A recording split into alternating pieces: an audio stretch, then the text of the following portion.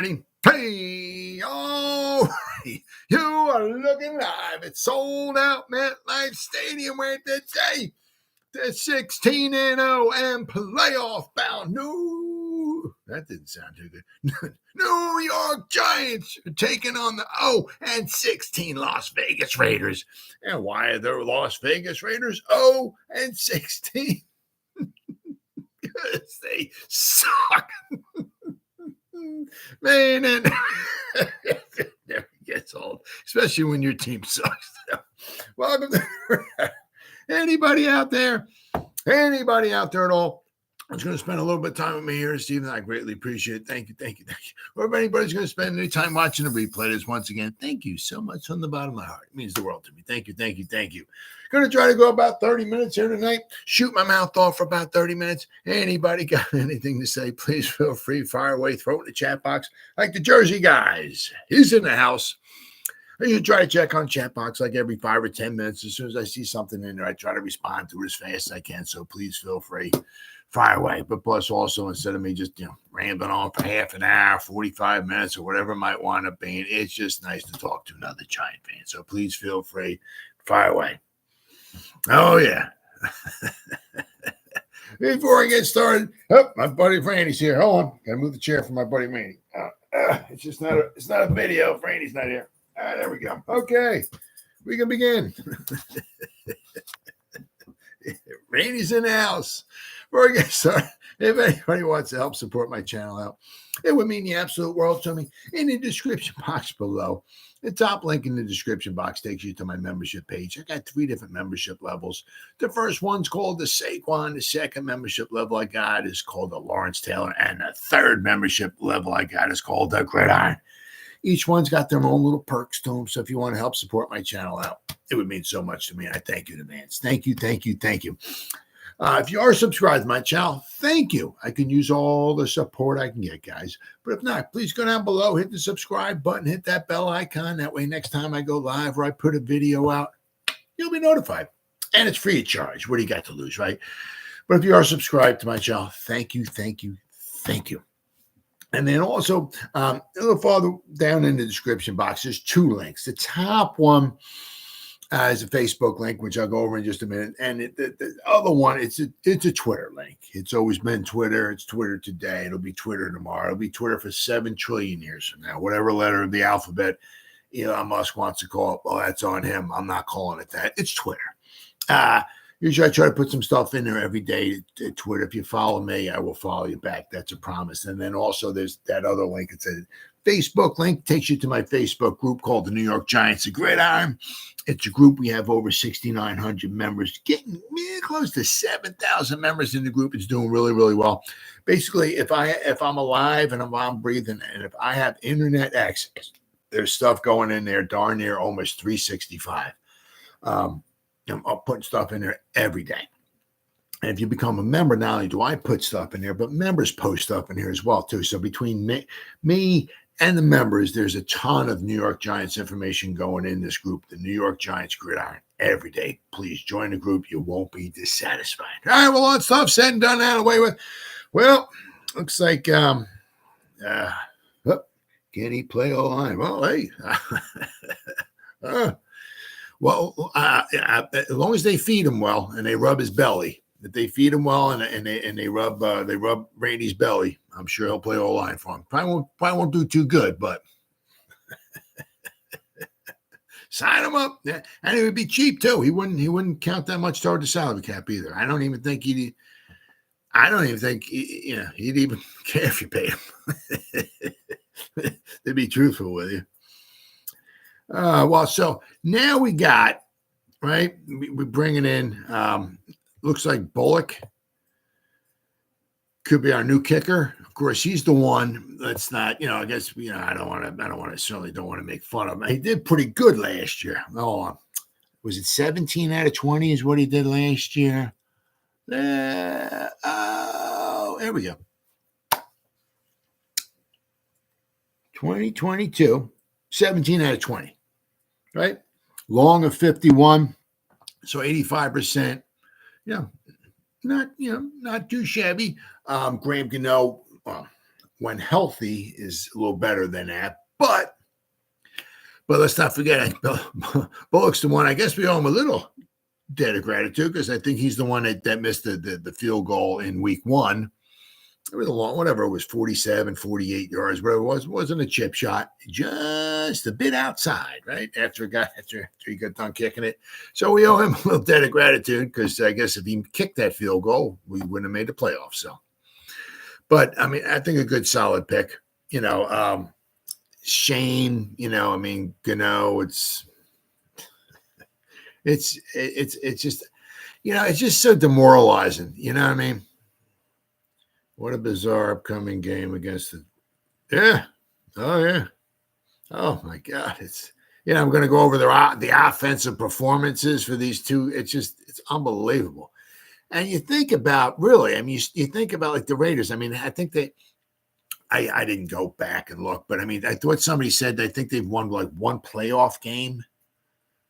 Or they've had they've won one playoff and they've had 2 playoff appearances since 2022. The other one, so it was what, 2 years ago? 2021. I think they had a 10-7 season.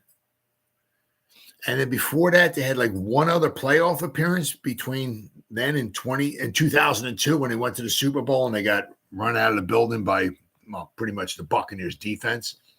I mean, wow, that's hard to believe. I mean, you look at those guys. I mean, you figure, I mean, man,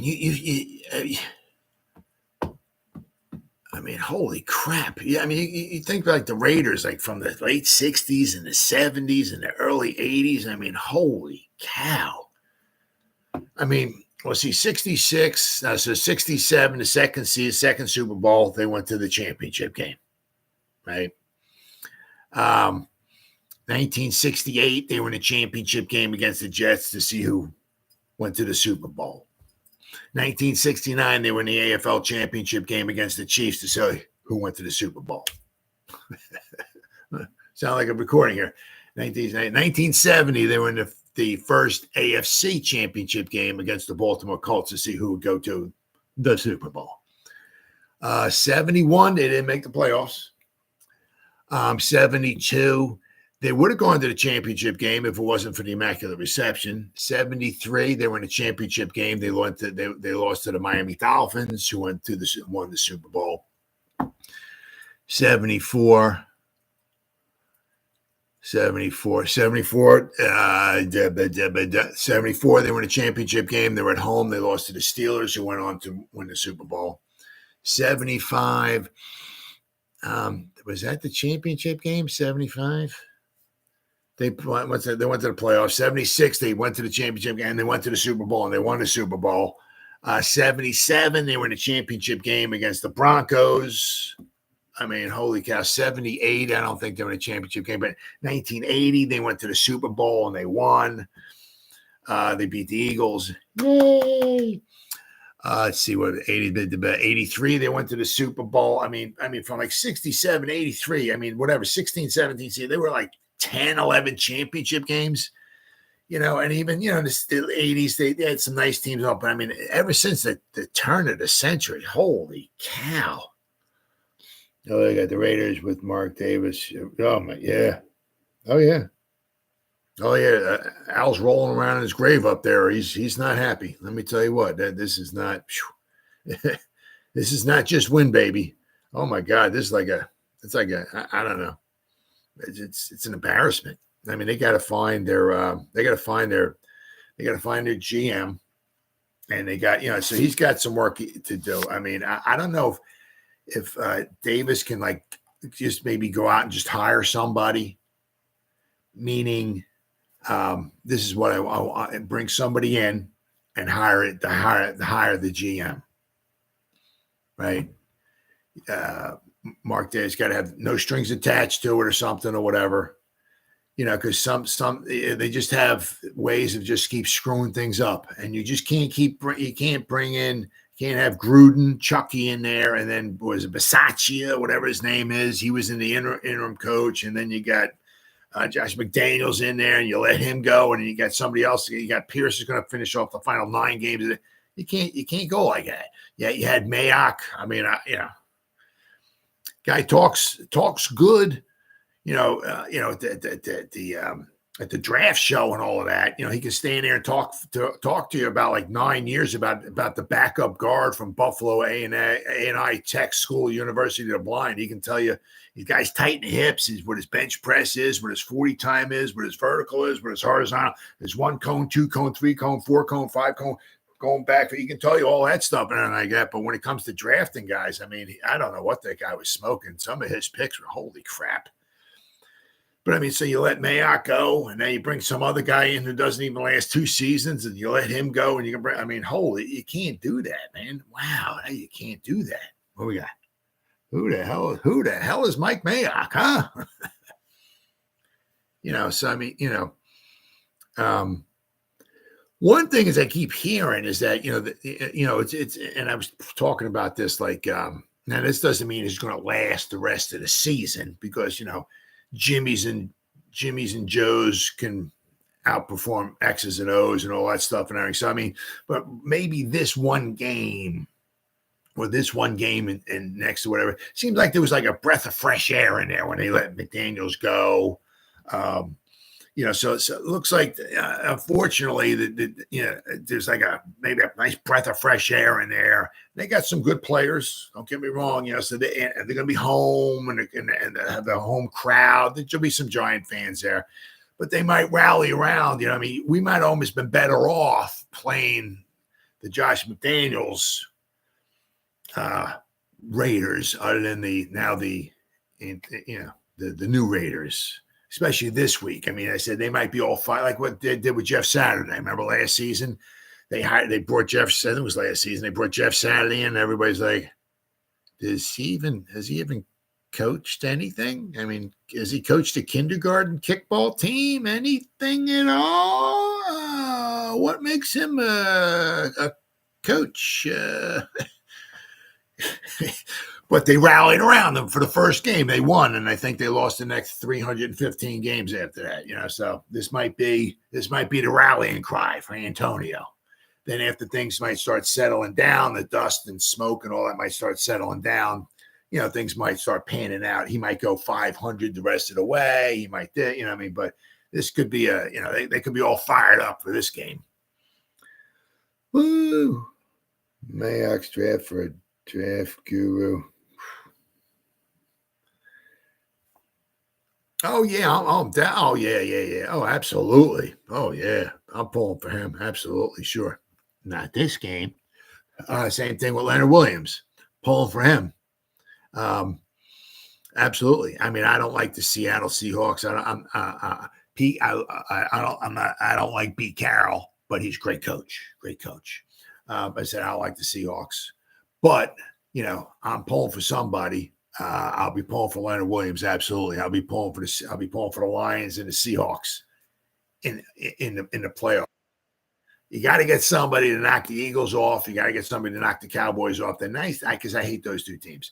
The nice thing about that is only one of them can make the Super Bowl. That's if one of them makes the Super Bowl. All right. So you can't have the Eagles and the Cowboys both going to the Super Bowl. So only one of them can make it there.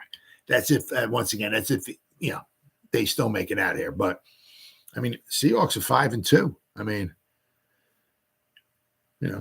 not bad. They have some offensive weapons. They just added to their defense. So interesting. The 49ers are they lost 3 in a row. Pete might be going to Canton. Oh yeah. Oh, I'd be so shocked if he doesn't.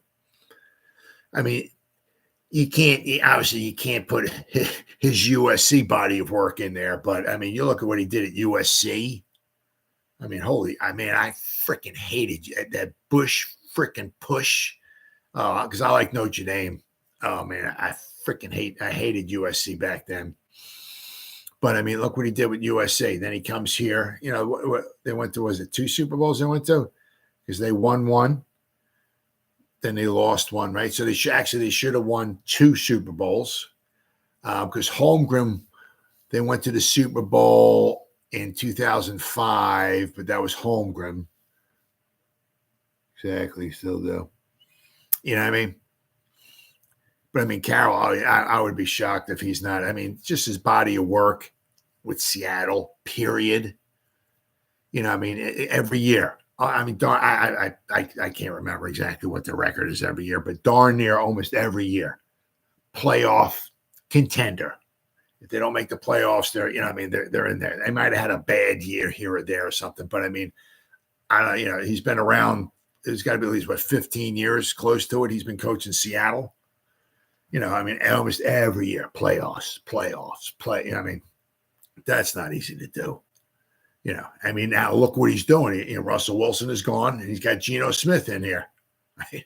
They're still going to the playoffs, and now they're leading the division 5-2. I mean, good for them. And as I'm pulling, I'll be pulling for Seattle in the playoffs because of Leo, and especially because I think this is like his 10th season. He only made the playoffs one time last year with the Giants, right? So if Leo can, get to the Super Bowl or something, good. I'm pulling for him. And same thing with Antonio Pierce. After this week, I hope he wins every other game for the rest of his career, except for when he plays the Giants. I'll be pulling for him. Great player. We owe that man a heck of a lot. Let me tell you freaking what, it was, man, I'll tell you what, finally, you can almost, finally, for the first time in a long time, almost 15 years, we can say, man, we got ourselves a middle linebacker, right, with a K, right? And McFadden's not doing too bad.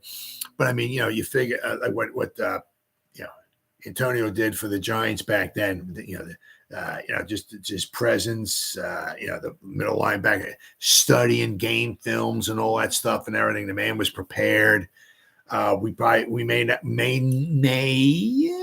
not have gone to the Super Bowl if it wasn't for him, because in that playoff game, playoffs, yeah, playoff, the championship game, Green Bay Lambeau Field. It was third down and whatever the frick it was. The Packers had the ball. I forgot. I think it was the beginning, the end of the first half. I can't remember exactly, but it was 3rd and 5, somewhere around there. Favre drops back to pass. He throws a screen pass.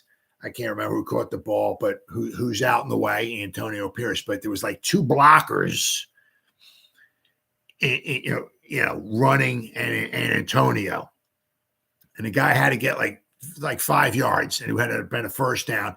They wound up kicking a field goal. So just because if he got the first down, he would have got down probably inside the 10. That doesn't mean they would have scored a touchdown. But if they would have, we might have lost that game. And the defense still might have held on, and we might have kicked the field goal, and still everything might have been, it is what it is. But, there was like 2 blockers were running at him. Right. And I forgot whoever caught the ball. It was a screen pass, and it's frozen field. And it's like Antonio, 2 blockers, and somehow he held the blockers. And I don't know, the guy ran and almost stuck to him like crazy glue. He just grabbed him and held on to him. And until was it who the frick came? Was it Justin Tuck came? It was he kind of held on to him until the cavalry came, and then they took him down and all that. So they held him before he got to didn't get the first down. But I mean, under normal circumstances, you have the linebacker, and I believe there's 2 linemen. Usually they'll take care of the linebacker. You know what I mean? But he fought him off, made it, and held on until the cavalry came, brought him down short of the first down, and they had to kick a field goal. But I said if he gets a first down, he gets inside the 10, who knows? And maybe he gets down to the 5. Maybe got 3 cracks at it. Maybe they score a touchdown. Maybe we don't even, so that was a huge play in that game. Huge. It was was it the Everson Walls play in the Super Bowl 25, the final drive. Thurman Thomas catch. Didn't know. Was it a run? Was it a run? I think it was a run. Thurman Thomas, I think it was a run. And, it was when they were marching down to the field goal, that they wound up missing. And Everson, Thurman Thomas broke through the line, and Everson Walls caught him from behind. Somebody else had an angle on him, but not sure if they would actually caught him in time before he got to the end zone. But Everson Walls made a heck of a tackle, boy, to bring him down. I can't remember if it was around the 40-yard line or so. But it was on that final drive. Yeah, I mean, it was like huge tackle. Nobody talks about that. All right. Nobody talks about that. It was also like the game with the catch, too. Sorry to get off track here. The game with the catch. Was that Everson Walls, too? Was that him? If it wasn't him, when Dwight Clark goes up, catches the ball, right, in the end zone, the 81 championship game. The following drive, the Cowboys get the ball. Danny White hits, I don't know if it was Pearson or somebody, hits somebody over the middle, right? He catches it, and whoever it was, I don't know, like, man, if it was a horse collar tackle or something like that, dove or something, and brought him down around like the 40, 45-yard line. If he doesn't make that tackle, I don't know if Pearson scores or not, but they only needed a field goal. So he made like an unbelievable tackle. Whoever it was grabbed his back of his jersey or pulled him down, horse collar or something like that. If it wasn't for that, they're in field goal range. They could kick a field goal and wind up winning. But what wound up happening, I think on the very next play, I think Danny White fumbled the ball. Dwayne Board, I think, recovered it for the 49ers. 1st and 10, 49ers, game's over. You know what I mean? So, you know, and people don't talk about that tackle much either. You know what I mean? So some of these, there's reason why teams go to championships and all that, and because like tackles, and sometimes they just don't, like that 81 championship game. All they talk about is the catch, Dwight Clark, right? They don't talk about some of that other stuff. So, but I mean, Antonio Pierce, him a lot. What do we got here? Oh yeah, what I'm saying, yeah, I always look at that, you know what I mean? Because it's like, yeah, we're probably not making the playoffs. Then I look at the NFC and I look at the AFC, and it's like, because I can't stand the Cowboys. It's fun too, because it's fun because with Jerry to make fun of him because they haven't won the Super Bowl since it was in '96, but it was the '95 season. That was the last time they won, was the '95 season. So we're getting close to 30 years here, and it's so much fun to make fun of those Cowboys. Oh, we got 5 rings, yeah, but you haven't won in 300 years. You know what I mean? So it's really fun to keep making and see Jerry Jones's face. When he every season when he finally gets knocked out of the playoffs and all of that, just so much fun. Brings it, especially after a season like this, being a Giant fan. If any of those if the Eagles or the Cowboys suffered the injuries, putting a 3rd string quarterback in there, the kicker if any of those other teams, like the offensive line and all of that, they're not the Eagles. It ain't no 7-1. Get that out of here. The Cowboys ain't, what are they, 5-2? They had a bye week, I think. Maybe they're 5. I mean, they ain't 5. You know what I mean? So we've really suffered. You know what I mean? So our only saving grace is to see them get knocked out. I mean, unless you're like an NFC East, which is fine. If you're voting for the NFC East and you want whoever goes to the NFC East to win the Super Bowl, ain't nothing wrong with that. But that's not me. I want the Cowboys and Eagles to go down. So then I start looking at the NFC. Wow, who's got a chance of knocking one of those teams off? Knocking them, whatever. I said the other saving grace is only one of them go to the Super Bowl, right? So at least one, because I'm down here by Philly. I can't stand the Eagles and their fans and all that. So between the Cowboys and Eagles, only one of them go to the Super Bowl, if indeed they do go to the Super Bowl. But as I said, you start looking at the other teams, and I tell you what, a few weeks ago, I'm like, man, the 49ers, I'll tell you what. Because they whooped up on the Cowboys. It was 42-10. So you're like, okay, the Cowboys. I mean, so the 49ers are definitely better than the Cowboys. They might be able to beat the Eagles. Maybe the 49ers can win almost all their games and they'll have the home field advantage. That way, if the Eagles play the championship games, instead of it being in Philly like it was last year, this time it'll be in San Francisco. If San Francisco can stay healthy, they have the championship game at home. Maybe the 49ers can beat the Eagles. We know they can beat the Cowboys. It's not guaranteed. Yeah, you have to play the games, but they showed that they can beat the Cowboys. You know what I mean? So it's like, all right, I think I'm feeling pretty good. I think the 49ers are probably be the team. Don't look that good. Here we go. 3 weeks later. What are they? 5-3 now. Okay, still a good team. But they don't look like they're indestructible like they were about a month ago. But I said, you look at the Seahawks, they're 5-2, right? The Lions, okay. I don't know. Nobody in the AFC, the NFC South, you know, you know. But then you start looking at the AFC. It's like, well, can the Chiefs repeat? Can the Chiefs knock them off again? Because let's not forget the Eagles and the Chiefs within the next week or two, a couple of weeks. The Eagles got to play the Cowboys, they got to play the Chiefs, and they got to play the 49ers like within like 4 weeks or so. They got a tough schedule coming up. Detroit, Cleveland, Super Bowl. Hey, man. I'm all for that. I mean, Cleveland's got a good defense. Now, I don't know if Watson's ever going to wind up coming back. I don't with his injury. I don't know. But the Cleveland's got a heck of a defense. Boy, I'll tell you what. Good defense. Really good defense. And I got them on my because you start getting to this point of the year, right, where you got the first 8 weeks, you got a lot of the good teams. So I got Cleveland on my knockout pool this week. They're playing the Cardinals. They're at home. They're playing the Cardinals. So I'm kind of hoping their defense will maybe score some points for me or something. So I got the Cleveland on my knockout pool this week. Yeah, the knockout pool. So the Cowboys did good for me last week. They really did good. But so this week, I got the Browns. So hopefully they can win. But yeah, I'd love to see some new blood in there too. You know what I'm saying? I mean, the Browns never been to a Super Bowl, right? Like the Lions never been to a Super Bowl. I mean, the Lions haven't won a playoff. I think they won like one playoff. I think they said they won one playoff game since '57, which was the last time they won a championship game. They beat the Browns 59-14. That was 57. So the game was in Detroit. So, I mean, that's since 1957. So we're getting, that's what, over 65 years ago. They've won, I think, one playoff game. Probably, I think it was in 91, because I think in 91 they went to the championship game. They lost to the Redskins 41-10, I think it was.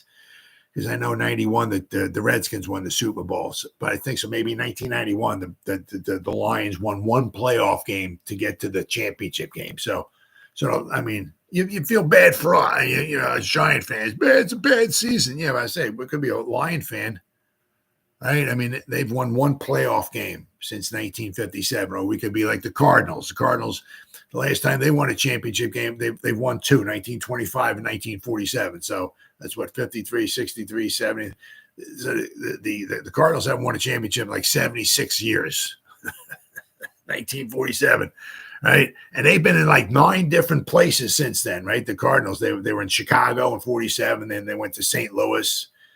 I don't know. They were with Phoenix and Arizona and whatever. So it could always be same thing with the Jets. Right. They haven't won the Super Bowl 3. Right. They won one Super Bowl 3. So. If you count the Ravens, technically we're wrong, but I got Wayne Fonts. Yeah, I'll tell you what, Wayne Fonts he was a very, very good coach. Let me tell you what. Of course, he had Barry Sanders, right? Didn't he have Barry? I think that helps. But he was a very good coach. Very, very good coach. Oh yeah. Then they had another guy after that. I can't remember, in the early 2000s. I can't remember what his name was. He was a very good coach too. And they let him go. I mean, I guess he probably obviously could never. I can't remember what his name was. He can never win a playoff game or anything like that. But he was a good coach, and they wound up letting him go. But I mean, with Campbell now, seems like they're doing well. They didn't do too well. Was it last week when they lost? Was it last week they lost? No, 2 weeks ago when they lost to the Ravens. But they handled business pretty well against the Raiders last week. No, not Bobby Ross. What was the? Let's look up. The Detroit Lions head coaches. He was list of coaches. He was very good. Jim Caldwell. Yeah. Let's see here. It doesn't have in order. I thought it would have like an order or something like that. But he see what was his. I got to find. They've got a lot of coaches. Yeah, Wayne Fonseca from 98 to 96. So basically the whole time Barry Sanders was there, he had Barry Sanders. So to have the greatest running back of all time is not bad. Where the heck is he? Where is he? Jim Caldwell. What was his overall record? Man, they've had a lot of coaches. Jeez. Wayne Fonts. Jim Caldwell. Okay, 2014 to 17. He was 36 and 28. Let's see. So 2014, 15, 16, 17. So he was there for 4 years, and they went to the playoffs. Was it 2 times? Division titles. Complete games. I got to go back, and this is horrible. Yeah, they won 2 division titles. And they went to he didn't win a playoff game though, but I mean he was a good coach. They won the division 2 times, and that's when Aaron Rodgers was there. Unfortunately, I don't know. Once again, sometimes you know I think he was a good coach. Yeah, and they won the division. I mean, he's there for 4 years. They wins 2 divisions. So it's like, you're only getting us to the playoffs. We don't want you. We'll get rid of you and we'll bring somebody else in and it'll be even worse than you. I mean, but Jim Caldwell, I think he was a decent coach too. Oh yeah, Mariucci. He didn't do very good. It was good, you know what I mean? Because he was the coach of the 49ers in the 2002 divisional round. And the thing that always just bugged me about him was after the game was over, one of the reporters, maybe it might have been the next day. Might have been the next day after the film was watched and all this stuff. When Seibert, when Trey Junkin had the bad snap, and running there, get ready to throw the ball. He throws the ball down the field, and so we had probably a couple guys, but Seibert was supposed to be one of the eligible receivers. He was down there because he gets pulled to the ground. He's floundering around on the ground. The ball bounces down there. And I think Fossil's like, he's a receiver. He's an eligible receiver or something like that or whatever.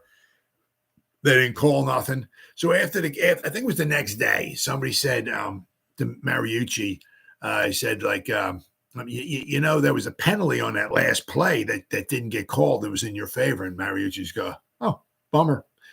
So that always just pissed me off because then wound up being good because the following week Tampa Bay, who winds up winning the Super Bowl, wound up killing them. So I loved it, absolutely loved it.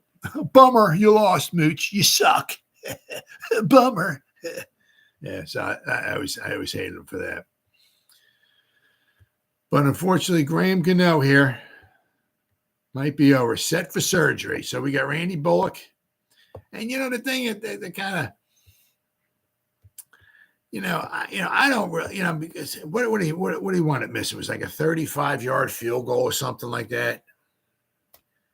It's funny because it's like you hear all these, like I love Patty Traynor. I love, but like one of the things whatever she did during the week or whatever, she was talking to somebody. I can't remember who it was. But it was maybe her Wednesday thing she did. It was on YouTube. I was watching it, and she was, she's like, she was like, man, it's 4th and 1. You give the ball to Saquon. Why don't you don't trust Saquon? They get that yard for you and stuff like that. It's like, it's amazing because it's like whatever you want. If it doesn't work out, it always gets second. It's always like, what are you doing? What are you doing? Why don't you give the ball to Saquon? Maybe because he's averaging 3 yards a carry, and we have our offensive line stinks, and they put everybody in the box, and we can't run. And he has to get a full yard, and maybe. You look at Greg Gano. He kicked the field goal during the game, right? The 35-yarder, or whatever it was, 36, whatever he missed. Well, he made an extra point, right? Which is, the extra point is close to that, right? So he made an extra point. If he makes the field goal. Now they have to get a touchdown to win, not a field goal. So basically you almost kind of, I think Graham can almost any day, even with a bad leg, on a 35-yard field goal. I have no ill will about that one at all, because that would have been almost the dagger. Obviously, if you give the ball to Saquon and he makes the yard, that's the dagger too. But I'd rather kick the field goal than try to give the ball to Saquon and have him run into a wall and not get the first down. So, but it is what it is. So I don't have any problem with that. Now the injury list here. Now the Giants say their injuries coming down here. What do we got? 1, 2, 3, 4, 5, 6, 7, 8, 9. We only got 10 guys on the list. Unfortunately, it looks like Graham Gano might wind up going on injury reserve. But we got Tyrod Taylor. He did not participate. Darren Waller did not participate. Saquon was limited, but he's going to be probably limited the rest of the season. Graham Gano was limited, but he may not be around. He might be going on IR. Got Evan Neal, who's limited. Hopefully, kind of hearing he might come back. Wandale was limited with his knee, but he'll probably be limited the rest of the season too. Kayvon, he'll probably be limited the rest of the season too. Andrew Thomas with his hamstring, he was limited, so we're not sure if he's coming back or not. But it looks like Evan Neal might come back, so I'm not sure if that's good or bad or not. But Daniel Jones was full participation with his neck. And Dexter Lawrence was just a rest day. So basically the Giants have 8 guys on all this, so which is a lot better, because I think they had 18 guys a couple weeks ago. But the Raiders, let's see, got Daniel Carlson, their kicker, he was limited. Max Crosby, he's got a knee and an ankle, he was limited, but I'm sure he'll be playing. Diablo, their linebacker, he did not participate. Nate Hobbs, their cornerback, he was limited. Jacob Johnson, their fullback, he has a concussion. He did not participate. Luke Masterson, their linebacker, he has a concussion. He did not participate. Munford, their tackle with a neck, he did not participate in Thursday's practices, by the way. Spillane, their linebacker with a hand, he was limited. And Brandon Bolden, their running back, he was limited with a knee. So they got some injuries themselves. So, as I said, they got some injuries, but new offensive play caller is unreal for these two.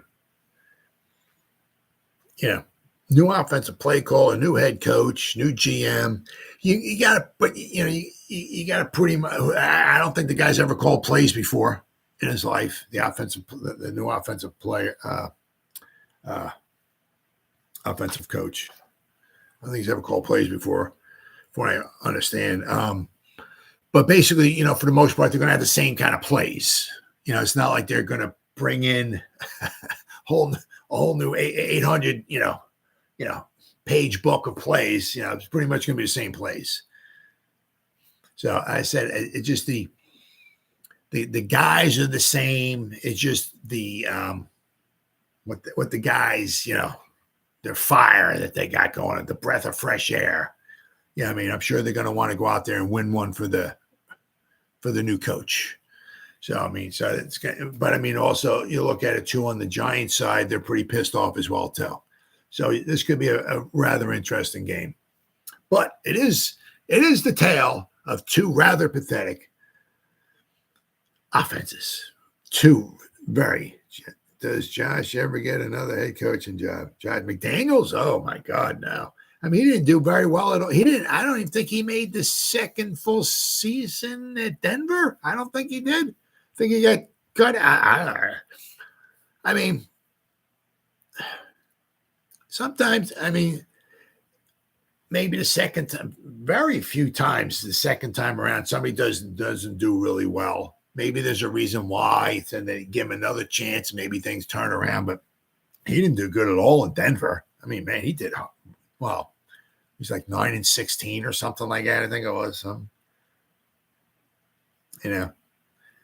It's almost like when we got Pat Shurmur, good play caller, very good play caller. Daniel Jones threw 24 touchdown passes in 12 games. Daniel Jones' first season, right? So in 2019, 24 touchdown passes. So Patrick, good play caller. It's just not a very good coach, but he was 9. What the hell would that be? 9-23? Is that right? Yeah, I think it was 9-23 with the Browns for 2 seasons. He comes to the Giants, and his record is 9-23. Hey, he didn't get any worse. He didn't get any better.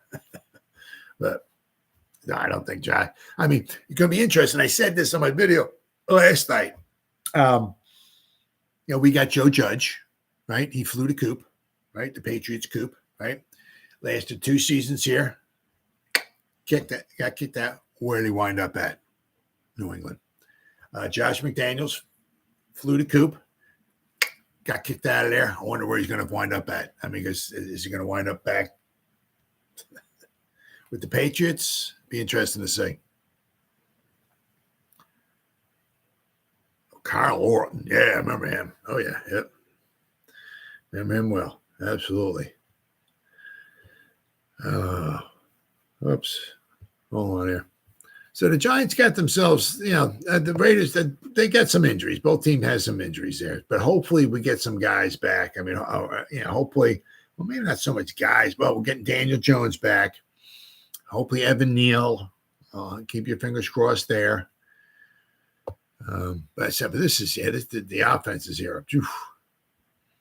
Now this is this is from Raiders.com. It says the matchup history. Said the Raiders lead the all-time regular season series at 8-6, but at one time it was 7-2. The Raiders had a 7-2 advantage. Said the series dates back to 1973 when the Giants went into Oakland County Coliseum, whatever it was called. It was 42-0. One of the worst games I ever remember watching on TV, because I remember watching, and it still haunts me to this day. So I was 9 years old, and the Giants played like they didn't want to piss the Raiders off back in 1973. It was absolutely horrible, 42-0. What a trouncing. The Giants in 73, they lost 31-7 to the Vikings. That was the final game ever for Alex Webster as the Giants head coach. That was the final game of the season at the Yale Bowl in the snow. I remember him walking off the field, seeing him walk off this field like in some snow flurries for his final game. Then we lost 40-6 to the Rams in Monday Night Football. Then we lost 42-0 to the Raiders. So what was it? Was it 113? 113-13 in those 3 games. They were almost all kind of toward the end of the year.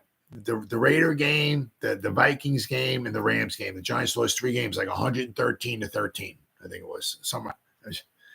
What a trouncing. But the Giants was 7-2 at one point. The Giants trailed this series. Now it's 8-6. So if we can pull this one out, we would be almost even with it would be 8-7. Pretty impressive. But it says following week 8, the Raiders ranked 31st in the league in total offense, 268 yards per game. The Giants ranked 32nd in the league with the total of 260, almost 268, 268 yards a game of offense. Giants ranked 32nd in passing, 155 yards a game. Some teams get like 155 yards in a quarter, and we get 155 yards in the whole game. The Giants are 15th in rushing with 112 yards a game. We're 32nd in points with 11.9. So if you average the Raiders, which about 15, almost 16 points a game, and the Giants are almost 12. Between the two teams average a combined total of like 28 points a game. One team's 16 points a game. The other one's about 12 points a game. Holy cow. The Giants defensively average is 20th in defense at 338 points per game. But once again, it's the Einstein theory of relativity. It's all relative. The Giants defense is 20th with 338 yards. But if we had any type of an offense, the offense would be on the field, marching up and down the field, gaining yards, while our defense is on the sideline drinking Kool-Aid. And while your defense is on the sideline drinking Kool-Aid and your offense is on the field marching up and down the field scoring points, how many yards per game is your defense giving up while they're on the sideline? None. So because we're ranked 20th. Well, when you have no offense and your defense is on the field 95% of the game, I guess you're going to give up some yards. Yeah. The Giants defense ranks 12th passing which is very impressive, 211 yards a game. They're 24th in rushing, 127, and they're tied for 22nd in points. So they allow 23.4. But the Raiders, my God, the Raiders are 22nd in pass, 198 yards a game passing, and they got Davante Adams, Hunter Renfrow. I mean, they got some good receivers. They're 32nd in rushing, 70 yards a game they give. Was it 3.1? Hold on here. I want to see, is it Josh Jacobs? I think he's averaging, this guy is, what a stud this guy is. 3.1 yards a carry, Jacobs is averaging. Holy cow, Batman, you've got to be freaking kidding me. What a guy's. All right. The Raiders are 30th in points at 15.8 points per game. Defensively, the Raiders ranked 19th. They go to 337. So basically, the Giants give up 338 yards a game. The Raiders give up 337. So we're right there, defensive-wise. You know, the Raiders are 9th in passing. They only give up 197 passing yards per game. But they're 30th in the league in rushing. They give up 140 yards a game rushing. So, and they're basically they're tied with the Giants. Both teams give up 23.4 points per game. So now, if you look here, some of these stats are just kind of. Let's see here, yards. Is this yards here? Okay, yards. Let's see the Giants.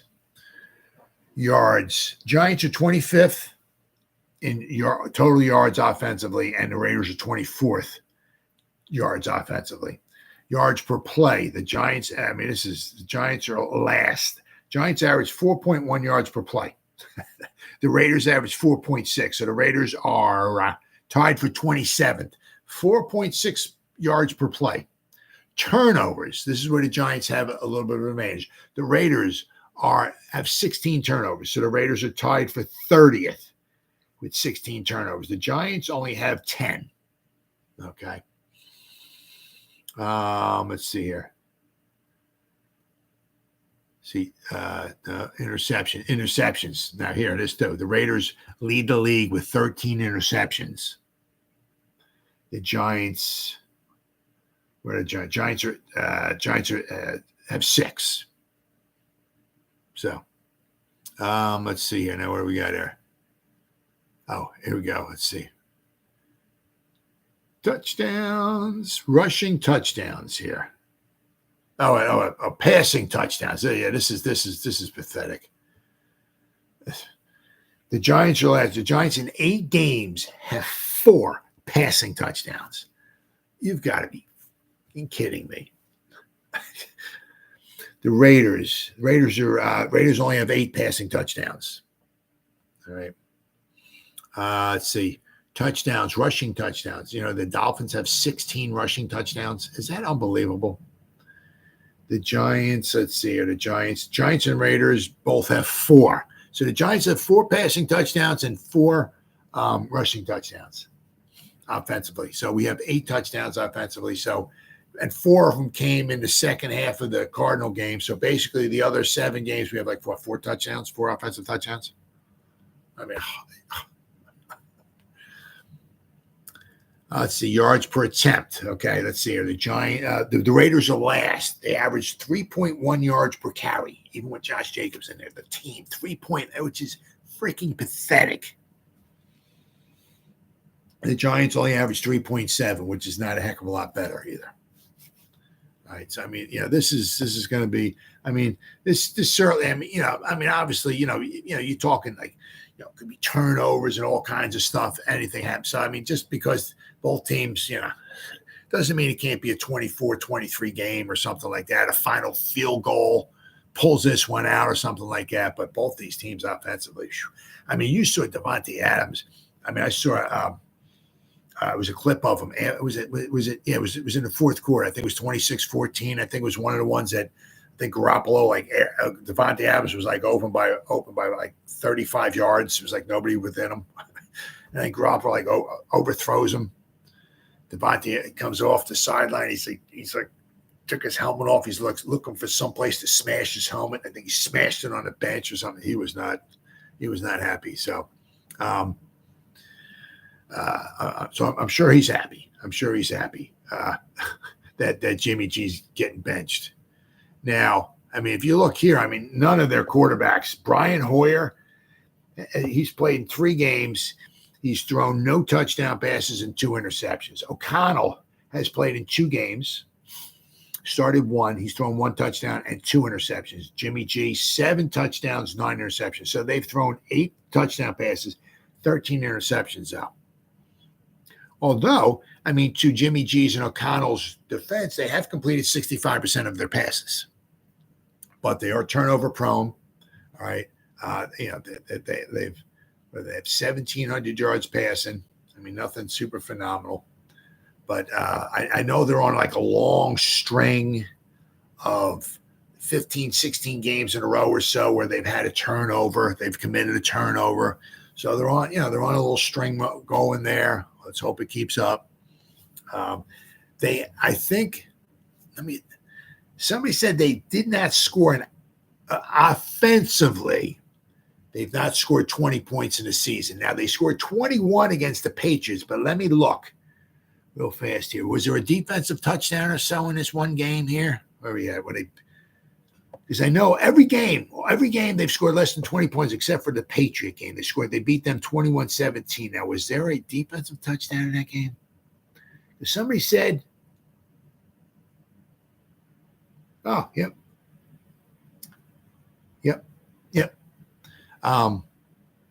Mac Daddy Jones got sacked in the end zone for a safety. So there wasn't a touchdown, but it was 19-17. The Raiders. Mac Daddy Jones got sacked in the end zone, giving the defense 2 points, giving the Raiders 21 points, eclipsing the 20-point mark. But the offense only scored 19 points. So all 8 of the games this season, because they're 3-5, the offense has not scored 20 points. So, Josh McDaniels is supposed to be, the wizard guru. Of course, a lot of his help and success was with Brady and Belichick, right? So, but they got some. The nice. Where are we at here? There we go. Devontae Adams. I know he was obviously he's a little upset, but he still has, I think, 47 receptions on the season. I know he's used to, I guess, catching 180 balls a season, but he's still on pace for like 100 catches. You figure they played 8 games. He has 47 catches, right, in 8 games. That's 6 catches a game. So 47 and 47 would give him 94 catches in 16 games with 1 game left over. He's on pace for 100 catches. He's on pace for 6 touchdowns, over 1,100 yards and 100 catches. So, but Jacoby Myers, he has 38 receptions, and Devontae Adams got 47. Jacobs out of the backfield has 28 catches. But Hunter Renfrow, what he's got? He only has 10 catches. That's a little disappointing. Austin Hooper, he's got 12. Michael, Mayer, he's got 11. So they got some good tight ends. Renfrow, good receiver. Adams, good. They got some good tight ends, and of course Josh Jacobs. So they're gonna have to. What they did with Breece Hall this week in the run game, they're gonna have to do that again here with Josh Jacobs. Of course, the killer was that Breece Hall took the little pass, and of course we had some shoddy tackling, like what we did against Noah Fant, whatever his name for the Seahawks. We had like 19 guys got hands on him, but somebody didn't either want to wrap up and bring him down, or somebody, I don't know why, would want to actually knock him out of bounds. Just a little shoulder, make it look like a little something. I'm only making $300,000 a game. I don't want to try to go out of my way and make a tackle. I don't want to do that for. But same thing with Breece Hall. It's like, he took a little pass, went 50 yards for a touchdown, had some shoddy tackling on that one. Right. But these guys are fired up. They play for their coach, their new coach, and all that and everything. They got some players. They got some players. Now the one thing is that is really good for like a rookie, right? Would be confidence, right? Having O'Connell go in there and just start slinging it all over the place, right? And if the Giants start giving the dude some confidence, that could be a recipe for some disaster there. So Giants obviously got to be careful in this game. Really got to be careful. And then, of course, we got I want to make sure I bring this up one more time. Ain't nobody ever going to probably see my thumbnail or nothing like that. But LickMyBalla and Tietty. I was going to spell Titty, but I think YouTube might frown upon that. But good old Carl Banks, my man, pots and pans. He is resigning from his weekly spot on the fan, which is good. I'm really happy. I'm glad he did that. I mean, I would never. Hopefully, other sports figures follow suit. I would love nothing better. A couple other people. They try to go out of the way. Yeah, this is our WFAN. You mind coming on and talking to us? I'm like, nah, man, I'm good. I see what you did with Carl Banks hanging up on the guy. I'm good. Nah, I don't need to talk to you two morons. So hopefully more players follow Carl Banks's suit. But the standoff arose. Obviously, the co-host heavily criticized linebacker Kayvon Thibodeau. I don't. How stupid can you be? LickMyBalla said his body looks awkward and he's not fast. There's nothing about his game that jumps out to me. And LickMyBalla said he stinks, dude. He's talking to Carl Banks. He stinks. You that much of a freaking idiot? You that stupid? Did you actually get paid to be on that show? Banks called into the show the following day, which was his usual spot, and the trio talked for roughly about 20 minutes. The conversation became increasingly heated before LickMyBalla finally instructed his producers to hang up on Banks. LickMyBalla told his producer to hang up on the legend Carl Banks. What an absolute idiot. What a loser. LickMyBalla said, I can't take it anymore. Pull him down. Seriously. We have to have a voice here, and I appreciate the time, Carl. Thank you. LickMyBalla said at the end of the call ended. What an absolute idiot. I don't know how you get two total morons on a show like that. It was a stunning moment in New York sports talk radio history. The two guys, they think they're like God's gifts to the world or something like that. They hang up on a legend like that. I hope they get fired. It was a stunning moment in New York sports, and it did not go without consequences. Although WFAN attempted to smooth things over with Banks, he ultimately felt too disrespected, as he should have. He damn right he should have, to return and terminated his role. Good for you, Carl. Way to go, brother. Great job, man. During their Wednesday show, LickMyBalla and Tietty addressed Banks' resignation. Usually in this spot, we have Carl Banks on. Last week, we had a testy debate with Carl. Right on the air afterwards, I came on and apologized for the way that it ended, kind of cutting the call short after about 20 minutes, LickMyBalla said. I also called him during the week and also apologized. He said it was all good, but Carl just doesn't want to do the spot anymore. So we move on. So hopefully, we move on, says Tietty. Tietty said he spoke to Banks on Tuesday and they had a great talk, but ultimately the two-time Super Bowl champion will not returning to the show. Hopefully nobody else does. Because those two guys, it is what it is. If you're lucky enough to have somebody like a Carl Banks come on your show and actually take time, I don't know if he gets paid for it or not. I'm not sure. I don't know. But regardless or not, guy comes on, the man knows a thing or two about defense, right? Check it out. Yeah. And these two morons got the cojones to hang up on him. Unbelievable. Absolutely unbelievable. So hopefully nobody takes his spot. Hopefully nobody else does his show. All right, guys, it's been 6, 5, 4, 3, 2, 1, and 1 hour. All right, guys, it's been 1 hour. Jersey guys, thank you. We'll be back again tomorrow night with another star-studded video. So whoever spent any time listening to me live, thank you. Or if anybody spends any time watching a replay, this once again, thank you so much from the bottom of my heart. It means the world to me. Thank you. And as always, it's 3D, guys. You guys stay safe out there. Go